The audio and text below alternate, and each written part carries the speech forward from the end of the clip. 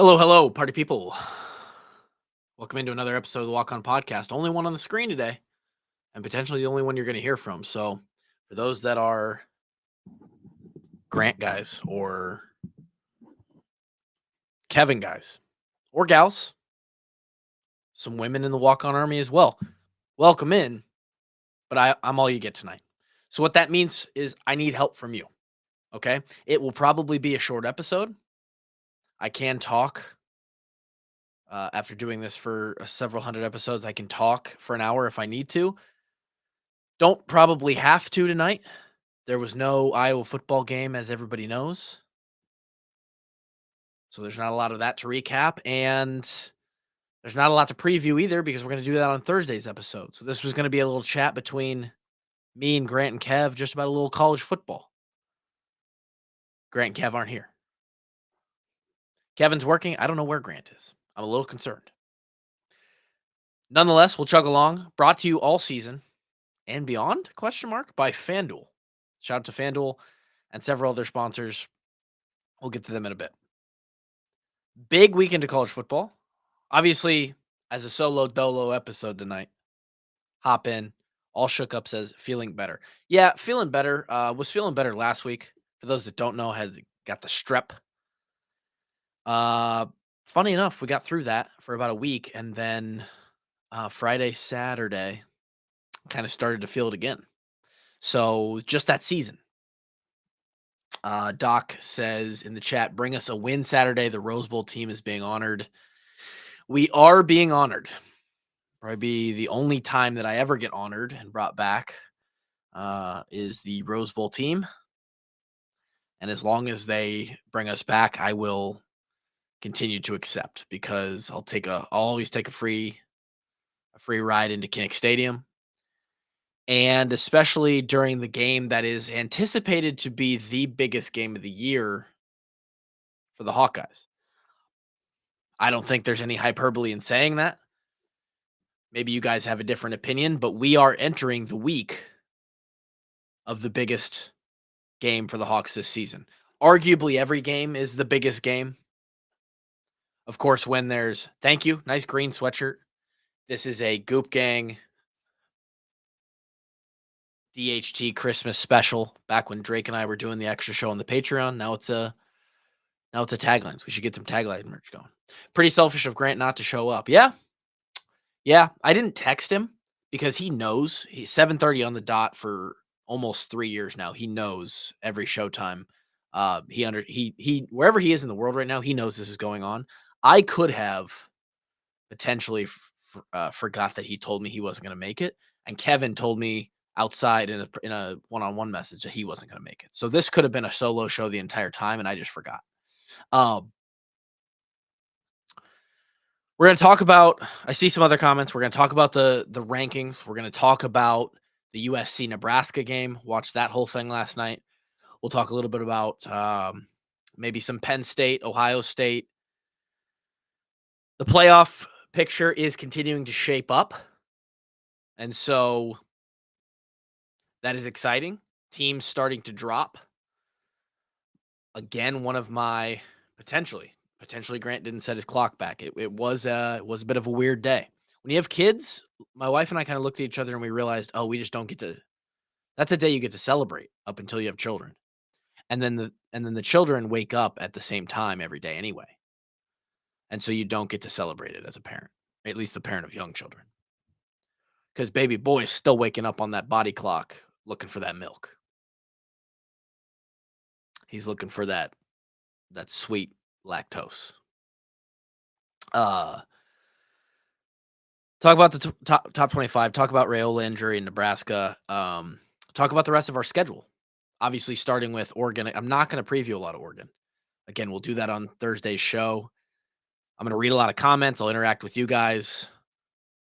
Got a couple things to bring up, a couple things to mention, and we'll move on. We'll get you in and out like a dentist appointment. Try to go fast, make it painless. One way.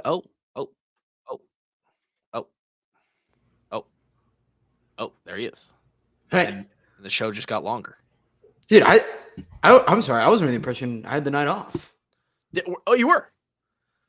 Yeah, where is it? Did I get a single text? Did I get? No, no. Okay. No, I didn't. I told everybody I didn't text you. I assumed that I assumed that you assumed we were doing a show. Oh, I assumed the opposite. I was like, last bye week didn't have anything. You're right. You're right, and that's on me. Okay. That's on me. No worries. So not a big deal. Well, Grant's in here now.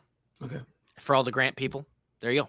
Yeah, I got a text saying I was like, got a text from my mother saying like, "Hey, just turned on the Woncons," and it's they have reasons to be concerned. No, what she said was, I'm watching the show right now. You're not there. Are you okay? That was that might be. You want to get the direct quote? Yeah. Shout out to Mama Allen, because that's just what moms do. It might be exact. What have you been doing for the 8 minutes? Is this been? Oh, it's just introducing the show, soliloquy, introducing a couple topics that we're going to talk about, and then told them we're going to get in and out, make it painless. Like you said, you assume no show. There's not a ton to talk about. We have no Iowa game to recap. No. A couple things to talk about, but to be honest, you and I do a lot of recapping of the college football weekend on Tuesdays anyway on the taglines. You do a lot of that on your Almost Football show. Yeah, so we almost do that. Yeah, almost. And so we'll graze over some big things here. Old Time Hawk on YouTube says we're ranked 24th in the coaches poll. So that would be our first ranking of the year, I believe, in any poll. Unless you consider Kelly Ford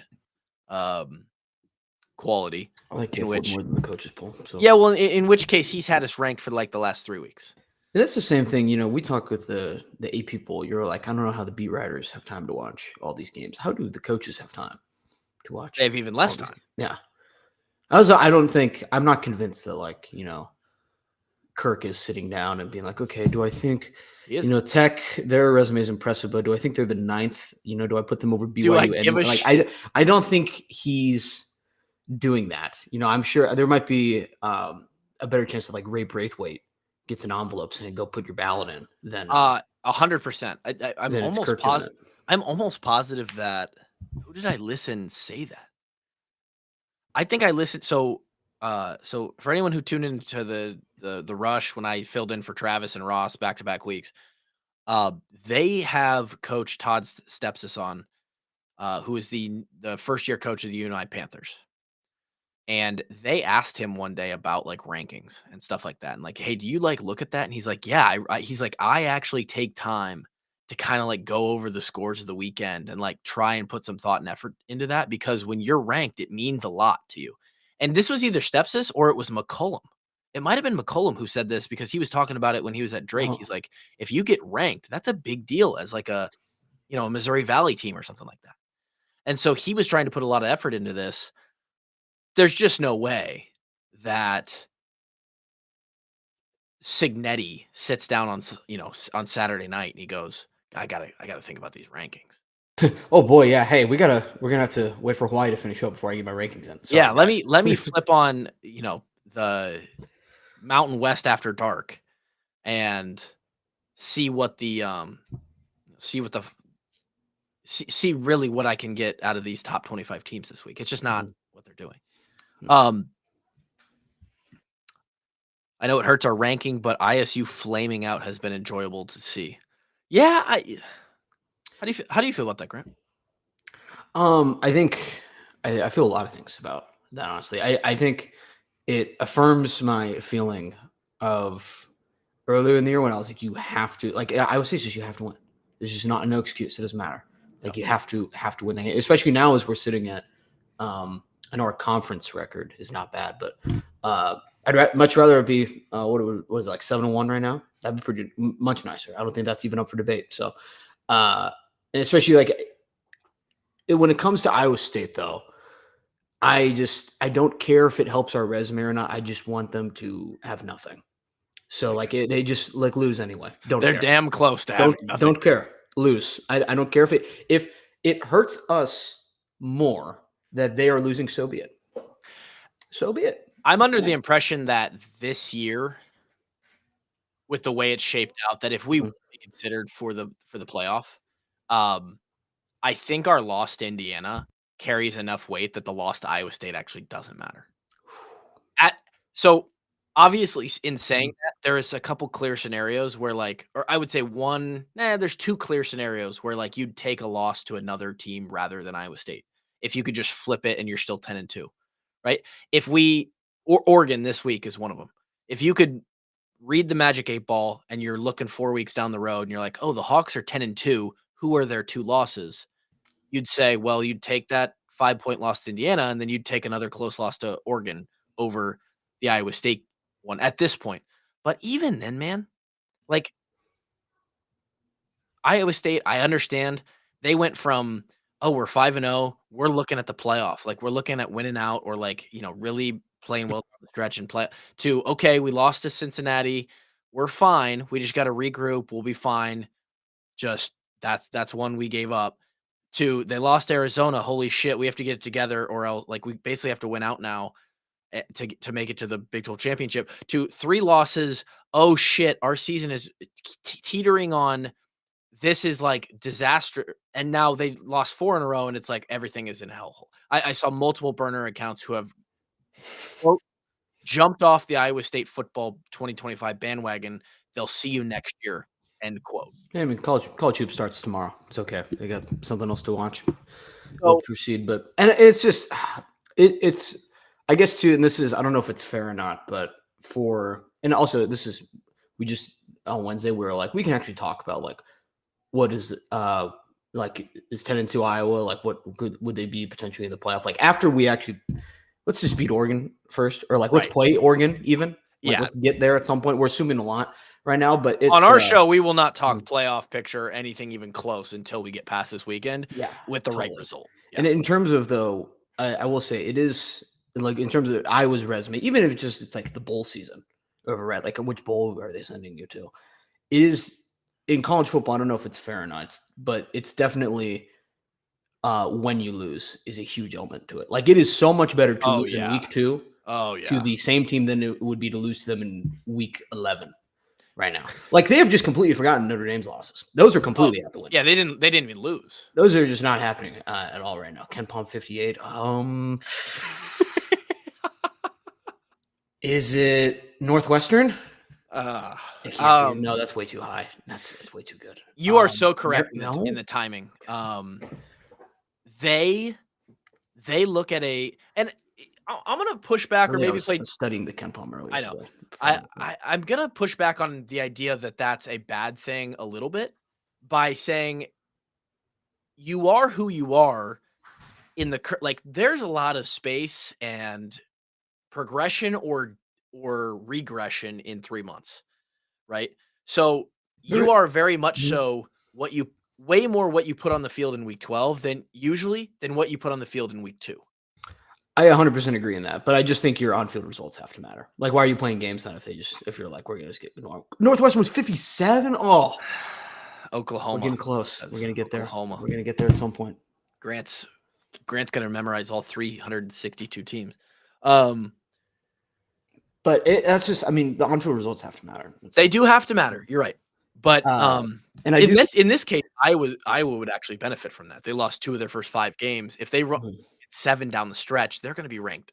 Like I don't think they're going to do this, for the record. And the statistics would say they are not going to either. If they somehow do win the next 4 games and Iowa is 10-2, they are going to be ranked higher than you're comfortable with.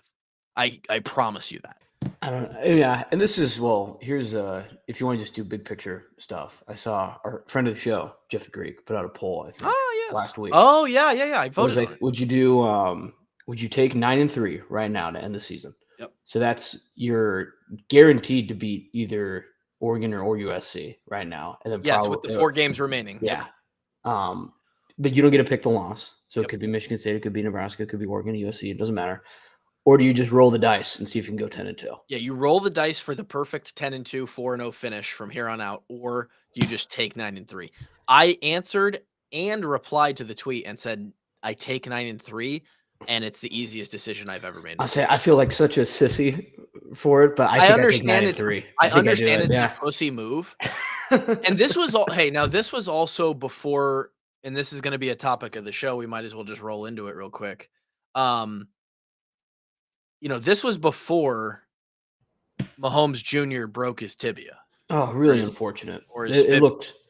It looked bad, dude. It looked real bad. I was watching this actually with a couple of Spurs fans. And oh boy, it was like, I mean, like when it happens, I was like, oh, that was Drake Kulik, like ankle snap, bad. And then I see him walking around on the sidelines. And credit to Dylan, like I thought he was gonna go back in the game. Yeah. And then after they lose, and I kind of assumed, I was like, okay, they probably just they weren't sure or whatever, but like there's a good chance he plays next week. I'm not pro football doc, but I'm eyeballing it. He's walking around like seems like, I don't know. I mean, I thought he was potentially a guy that walked off the field on his own after the game. Like, I mean, he's hot. Like, it's not like he was limping. It's a little ginger, but like, hey, it's it's football. Like people get banged up a little bit, but I was I mean, this is I was pretty surprised, and it's unfortunate. I don't want to see anyone get hurt. It is unfortunate. It's not what it's not what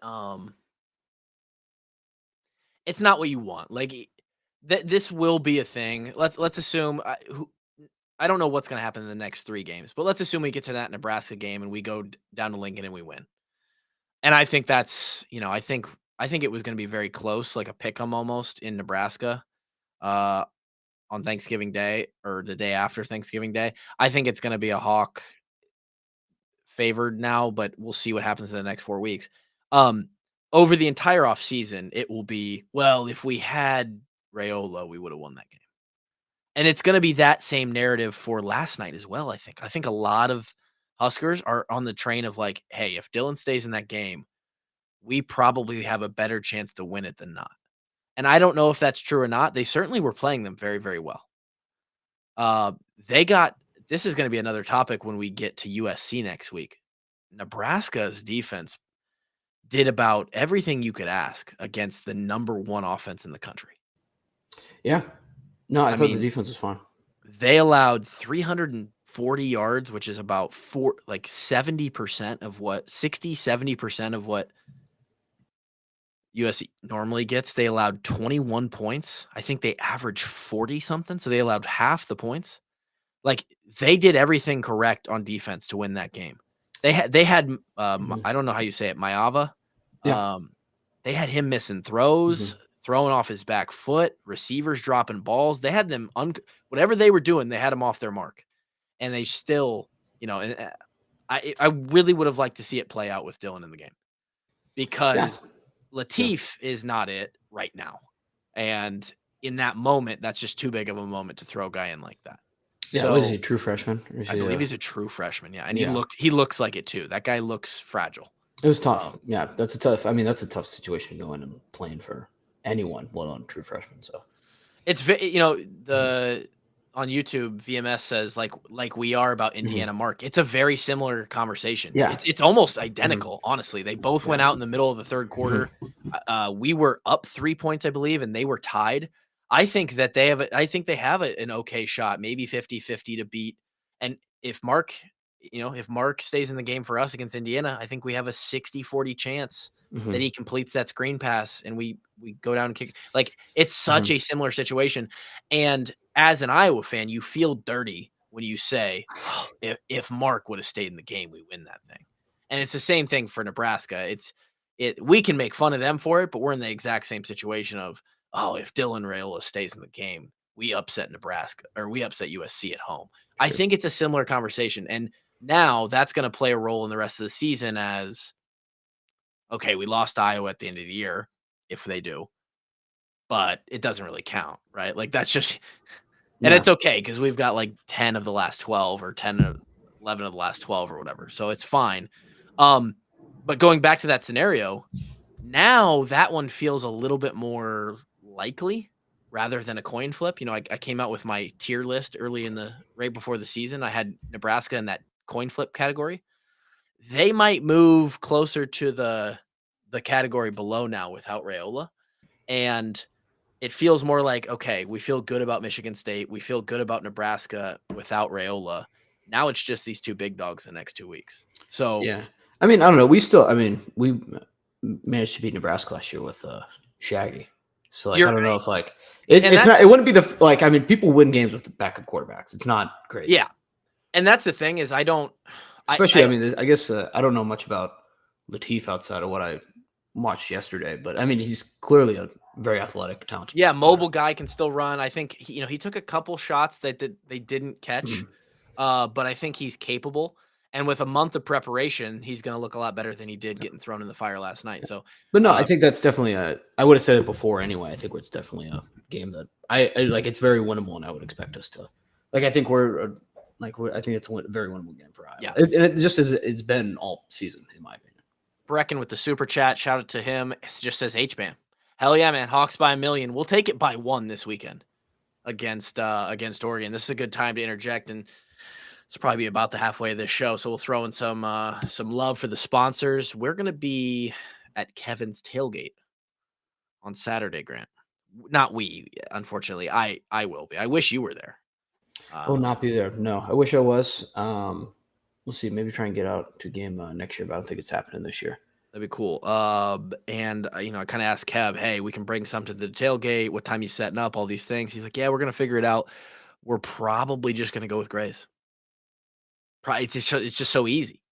Like friends of the show, great food. Mm-hmm. We touted on the podcast. We literally, why wouldn't we just do it? And so I'm going to be eating. How many lips am I going to eat on Saturday? I don't know. I'm going to save room. I know that. I think you do maybe. I don't know. Oh, they're good big. size. I mean, you see them. I'm thinking 8. If you got a hungry stomach, you're like, I would roll in there after class sometimes and be like, oh, I can eat 6 of these and a slice of pizza easy. You're right. And then I get to you get to number 4. Have a lip or two, and then my slice of pepperoni, and then I'm looking at the rest of these lips. I'm like, we're gonna have to save these. We're gonna have to put these in the fridge. Yeah, I think if I do it right, I could get anywhere between like 7 and 9. Yeah.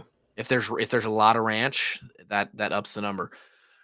So shout out to Grays. They're going to be literally feeding the walk-ons this weekend, feeding Iowa football all the time. And they should be feeding you, especially if you live in the Iowa City, Coralville area and you're close. There's no reason not to add them to your monthly, if not weekly dinner rotation. And also your tailgate opportunities as well.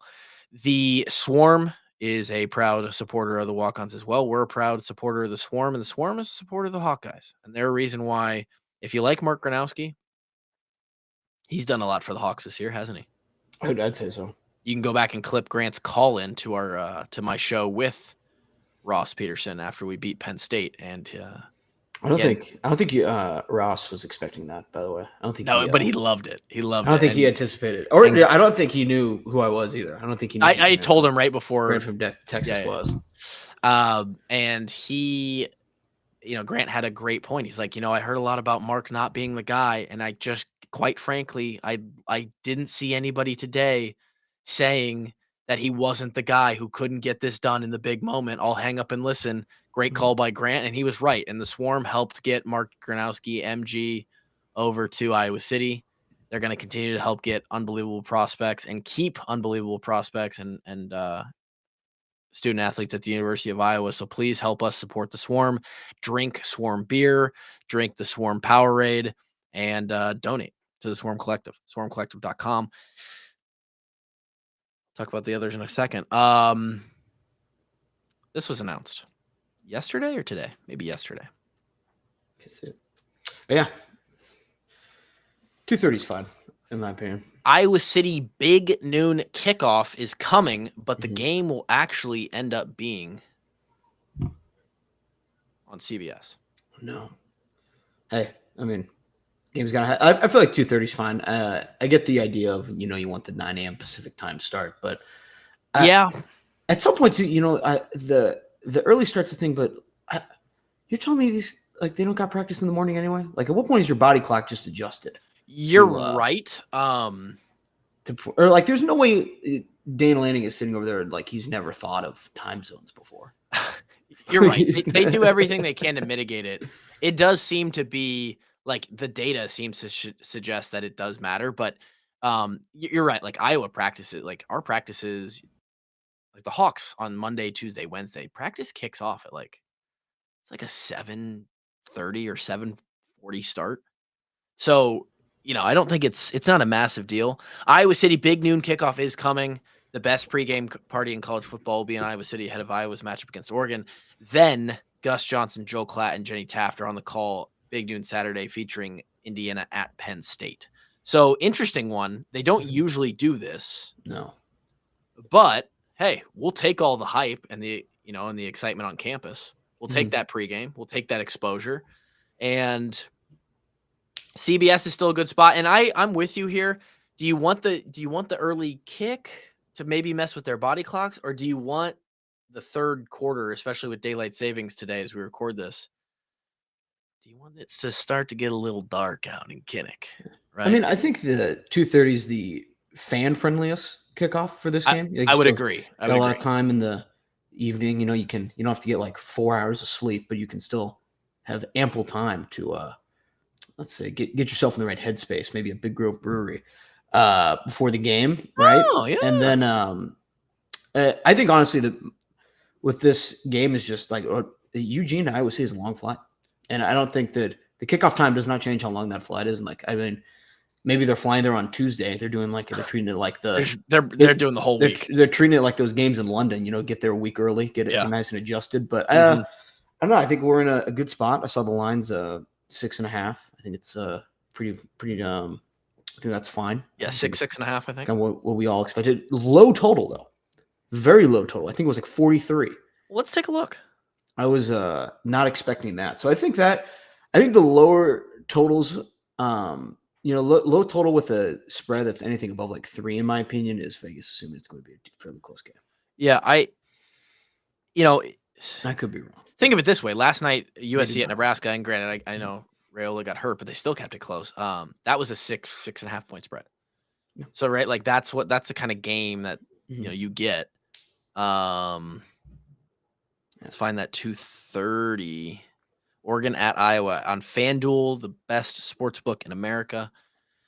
Oregon minus 6.5. Although the juice there is actually on Iowa to cover plus 6.5, minus 114. Over under 43.5 points. So they're predicting something like 24-18 ish. That's classic Big Ten battle. Yeah, between the classic Big Ten battle between Oregon and Iowa, right, as everyone knows. Right. Check out FanDuel for all your odds. And Grant, you're right. Big Grove, you could stop by with the 2:30 kick. 11 a.m. open. You could get yourself an Easy Eddie. Maybe 10 Easy Eddies. You and your buddies could go knock down some Citrus Surfers. I don't know.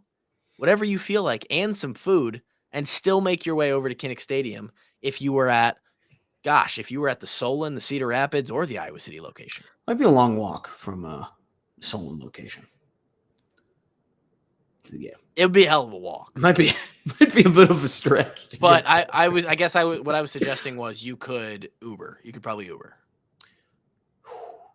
It'd be expensive. I mean, you could get it done in theory. You could get your way. You could Uber to Finkbine and then walk in from there. They'll let you Uber longer than you'd expect. I know people that Uber. They're like, yeah, I took an Uber from Chicago to Milwaukee because I do. My flight was. I don't want to. My flight was delayed, so I moved airports. I'm like, that's just. I mean, I'm not going to give out all the details, but my wife once told me a story of, I believe some parent of a student at her school Ubering from here in Des Moines up to Minneapolis to like pick up her car. I'm not going to get into the details. I mean, I guess if you have no way of getting like what. I don't know. I don't know. Hey. And what Uber driver is like, yeah, I'll take that ride. I'll do that one. They do. Uber drivers do it all the time because the money's worth it. Yeah, you get a huge check. I mean, they do kind of. I don't know if they do stiff the Uber and Lyft. They do not get as big of a portion on those drives as you'd think, but they get something. And like I was with I had a driver one time. He told me he picked up someone to drive like 5 hours out to like from like Dallas to Lubbock, Texas, which is like pretty far east. Just because like some guy wanted to bring some girl over and it was he was doing it to get laid. Yeah. Oh my God. Like pretty crazy. As I bring up the comment from my mom on Facebook, one of the lone Facebook watchers, Shelly Kluver in the chat says, "Go Hogs." Appreciate you being here. But to to roll back around on something we mentioned Okay. earlier, the Hawks were once again snubbed. Yeah. In some's opinion, you know what? I'm okay. I'm still okay with it Mhm. because here's why, Grant. And I understand you can make a couple. Tennessee is the real, maybe egregious one here, and you can Sure. tell me your opinion. Iowa, while they are 6-2, Mhm.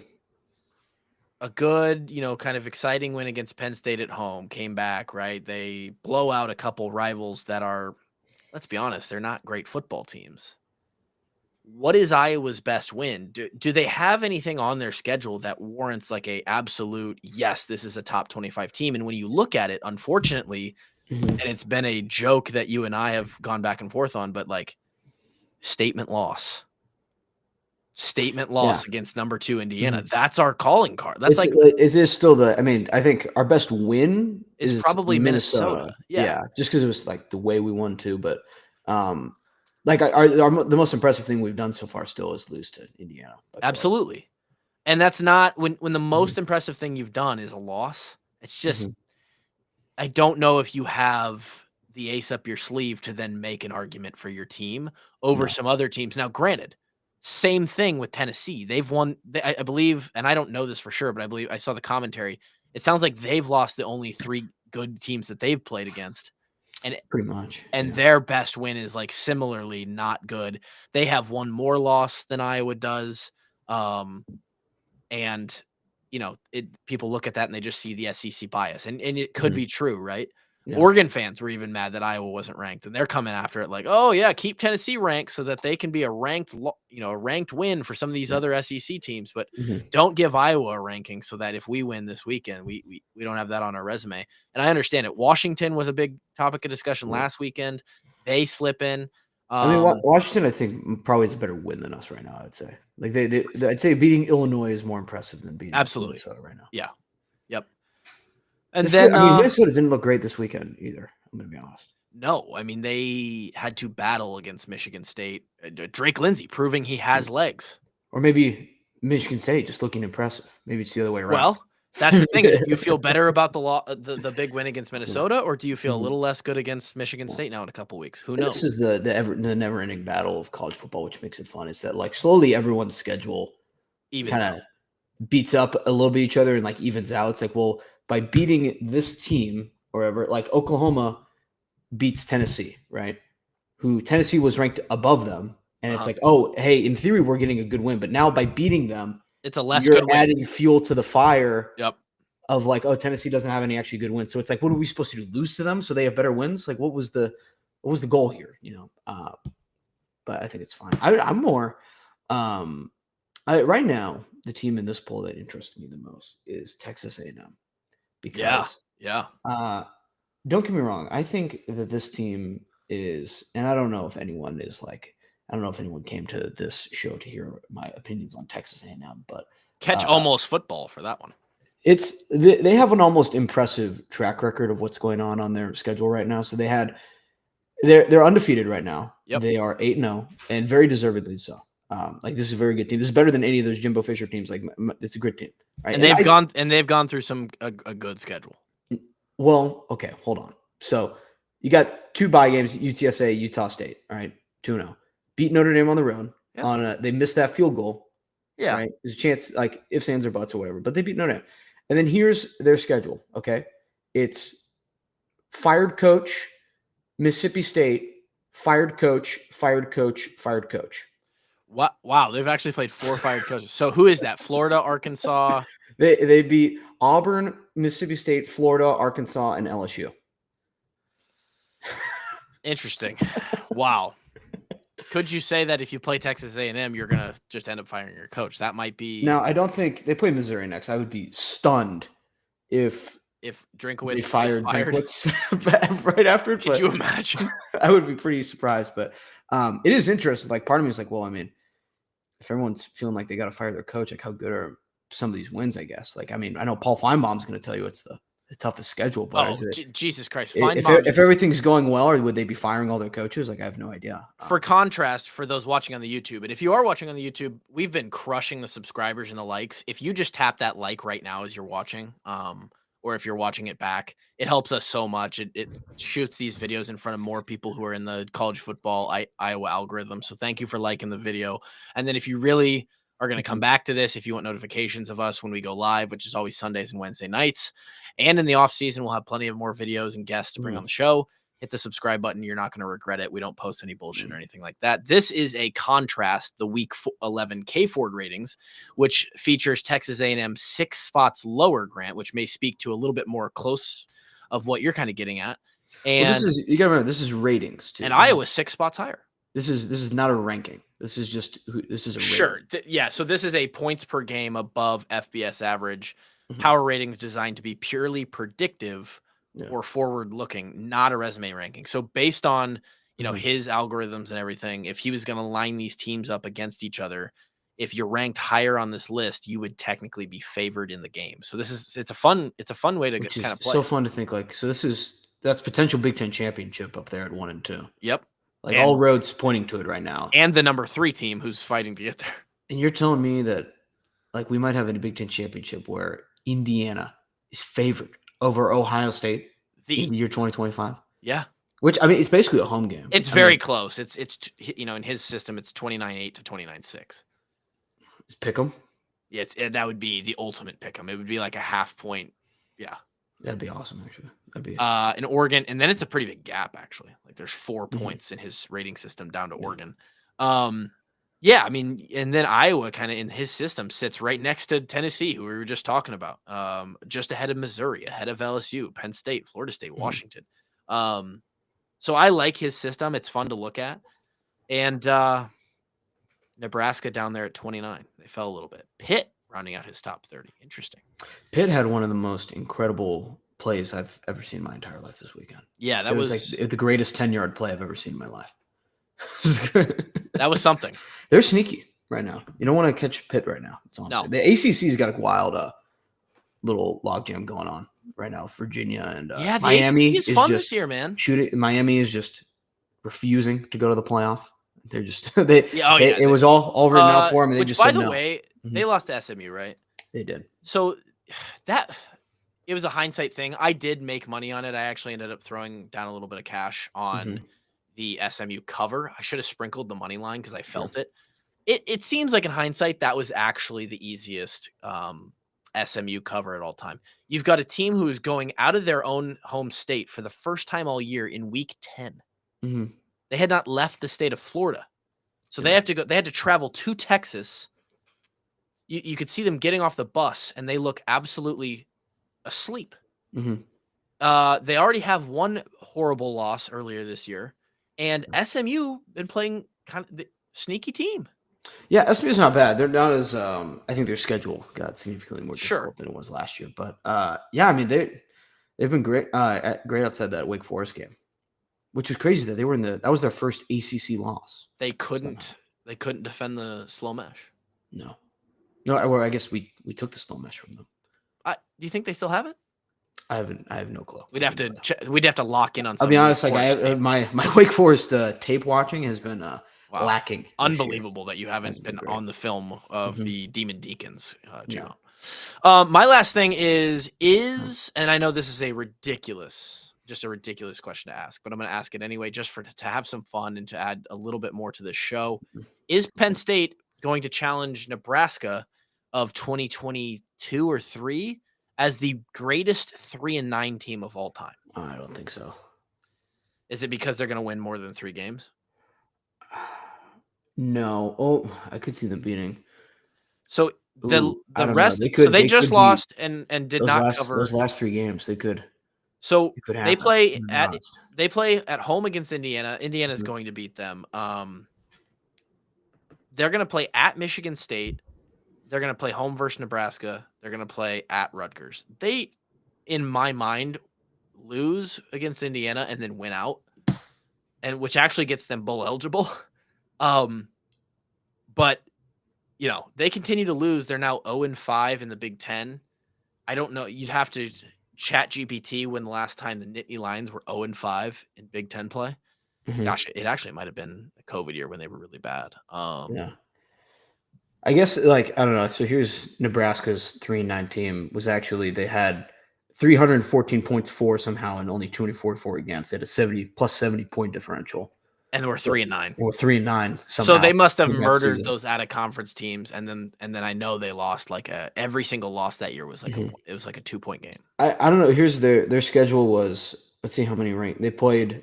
Number 3 Oklahoma, number 20 Michigan State, number 9 Michigan, number 5 Ohio State, number 15 Wisconsin, number 16 Iowa. Jesus, and they lost every game by like 6 or less. Let's see here. It was 7-3. Then they won, and then that's a 3-point loss, touchdown loss, 6-point loss. See, then it's like also, it's hard to argue a little bit because it's like, we lost all these close games to really good teams. Then it's like you lose to Purdue, you lose. Yeah. Well, that was the thing is it didn't matter who you played against, whether they were top 10 or they were dog shit. You were losing by 3 to 7 points, which is a really bad spot to be. By the way, Rule adds to that this weekend. And again, you tell me your opinion on it, Grant. I don't like when, and this could just be biased because it's being used against Iowa right now. The whole thing with Iowa is, we haven't beat a ranked team in 11 games, right? Well, we've been an underdog in every single one of those games. We're not technically, I understand after a while you're like, well, we got to win one of these, right?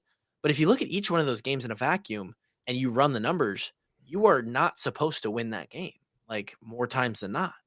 I don't like if you're one of the best teams, like if you're constantly a 10 to 20 or better team, you're always ranked. You're a good team.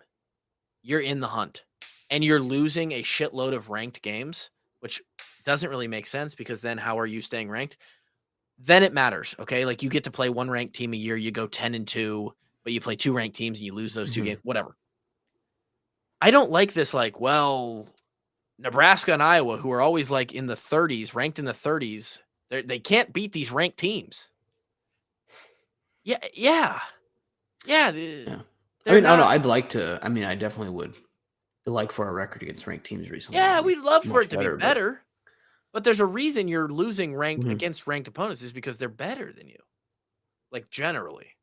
I understand it at Nebraska's level, it's like it's almost 30 games, I think. They have 29. Yeah, it's not good. 11's fine, and we've made progress on that. But like I don't like using that as like a knock against a program or a coach. What do you like using as a knock against a program and a coach? Well, for one, I like using, especially now, I only like using the current year and maybe the year before if you're talking like the staff or some of the players, because the makeups of the teams change so much that you're playing with a completely different ball club, a total different chemistry year in, year out. How can like Nebraska of 2025 carry this weight or Iowa of 2025 carry this? Well, we can't beat ranked teams with you're carrying the reputation of a team that featured an entirely different starting lineup from 1 to 22 or 25 if you count the kicker, punter, long snapper. Like they didn't have a single one of the same players. You're a completely different team. It's a bullshit way to like judge a team after a couple of years. Like you have to reset that in your mind. I understand it. Like people are going to talk about the records or the streaks. It's just not a good way to do it. Yeah. Like I think some of it's like tenure though. Like it's like, okay, we've had the same guy in control and he's sure. In Nebraska's case, though, this spot. dates back to Scott Frost, where like he's now inheriting like Scott Frost problems, and this is clear. They're not a great football team with Nebraska, especially without Raiola, but they're a markedly better team than any of Scott Frost's teams were. Yeah, I made a big mistake in trusting Scott Frost this weekend. You put your hard-earned money on the Central Florida Knights. I did, and it was over in about 10 seconds. That's unfortunate. Swift death. Very did not last long. I'm sorry about that. But yeah, no, I get what you mean. I think there's just a lot of frustration over there in Lincoln. There is, and there's going to continue. There's going to continue to be because now without Raiola, they're now 6-3, and they have 3 games left. Yeah. They go to UCLA next week. That's not a place you want to go. And by the way, they have to play the 8:00 slot. It's like, or it's the late game. You think Cyril's a big sleep through the night slate guy too, or is he? Do we know? I don't know. Or is he staying up for football? He's probably staying up for football. He's got to scout those guys too, right?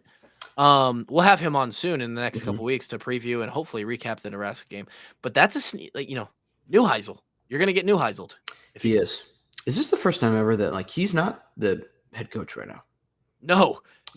Can you tell me who the current UCLA coach is? But Uh, the interim offensive coordinator. yeah, Can you tell me who their coach was 2 months ago? yeah. I mean, Foster was the Okay, coach, there we but go.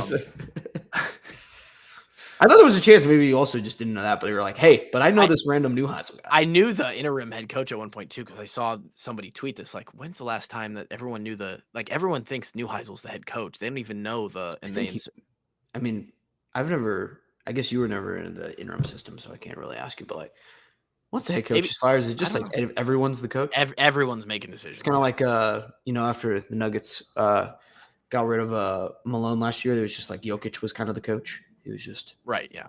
Mhm. Um. LeBron's been coaching and owning the Lakers for the He's past been making a lot of 5 decisions. years. But no, they go to UCLA and play like a sneaky night game now with a backup quarterback, right? Mm-hmm. Then they have to go to Penn State again. Like I said, I think Penn State wins that game. They're going to win a game somewhere, and They had a great first half against Ohio State. they did. Like they have Mhm. athletes to play in those games. They're going to be at home against Nebraska. I think they win that one, and then they've got Iowa at home to finish the year.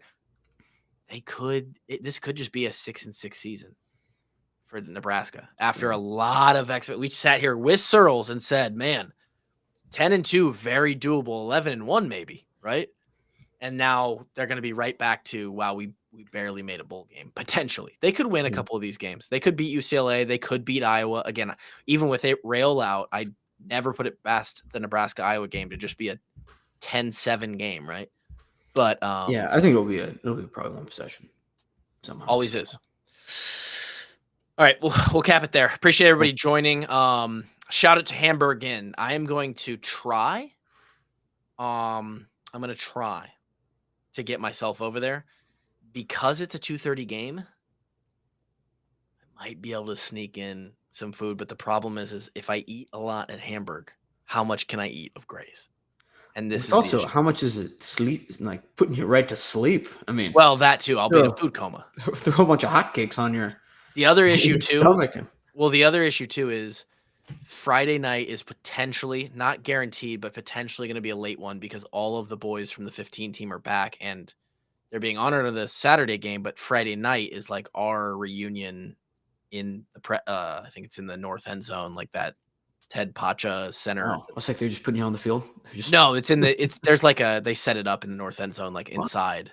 And after that, I have a feeling that there's going to be an after party to that. That's somebody's house that still lives in the area or potentially out somewhere. So it would be something. Did you see? I didn't know this.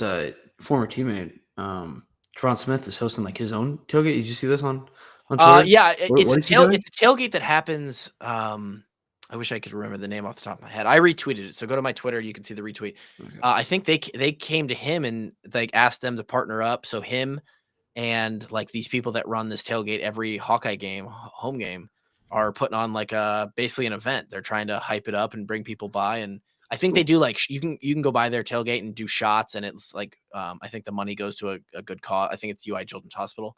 So yeah, Javon's hyping that up. He's got his podcast rolling. We got to get him back on the show to pump his pod. He's got a pod. He's got the front seat pod. Yeah, and it's a good one. It's like, he's putting a lot into it. So we got to get him back on and we'll talk about that. And it'll be good to see him this weekend. It's cool that like especially even this year. I mean, you guys were. I mean, it's crazy that it was 10 years ago that you guys played there. And like, I know. I mean, a lot of it's that KF's been here now for so long, but it's just cool that like the alumni get to come back. I don't know if it was you I was talking about this with, and if it is, I'm sorry for repeating it, but someone was saying that like apparently then the Bryant Kelly time there at LSU, like he never invited any former LSU players all back or whatever. Well, this is the issue with a lot of places. Yeah. And that like the interim coach they got now, apparently the first practice or whatever last week after he got fired, they just opened it up to every LSU alum and apparently like 30 people showed up or something crazy. Like a ton of guys just showed up right away and we're like, we will fix this program. Yeah, it's that's probably a topic, like probably an off-season topic, like a full hour that we could go, and I'll save it for that. But like as an alum, especially one who is like that was clearly my peak as long snapper for the Hawkeyes. I got to wear the uniform. Like, you don't want to be annoying, right? You don't want to be the guy who's like asking for tickets to get down on the field. Like, I saw Deontay Craig was on the field for the Minnesota game. Like, he just graduated last year, but Mhm. like, they brought him back down on the field. He wanted tickets. They got him on the field for it. I've never done that in 8 years out of the program. I've never hit him up and said, "Hey, I'm going to be in town. Can I get a ticket to be on the field for this game?" They would probably let me. I don't have I do not, I feel like I'm disrespecting the program by doing Mhm. that. Like, and I'm probably not, but like, I would never do that. But most alumni, especially ones who went through the program for all 5 years and like Mhm. had a good ending and good career, like they would love to come back and just hang out and like be recognized as, hey, you meant something at one point. You're not, you don't mean absolutely zero anymore, right? And there's a lot of coaches that come in, and this is a little bit what's scary. This is probably like 2% of the bias of me wanting Coach Ferentz, or not Coach Ferentz, but when Coach Ferentz is gone, them to hire somebody from within, because I know that they'll, like, if Coach Wallace is hired, Mhm. like, he still knows me. There's, like, full transparency. Yeah. There's a bit of like, wow, I'm still relevant, and like the head coach of Iowa still knows who I am if it's Wallace or Woods.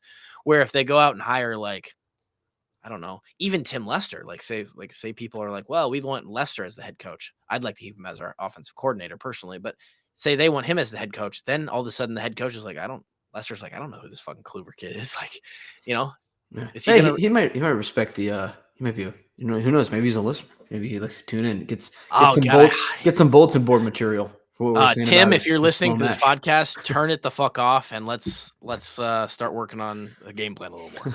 Yeah. Thank you everybody for being here. Grant hopped in, ended up being a good hour-long podcast almost, and we appreciate everybody being here. Check out the patreon.com/washedupwalk-ons for extra perks.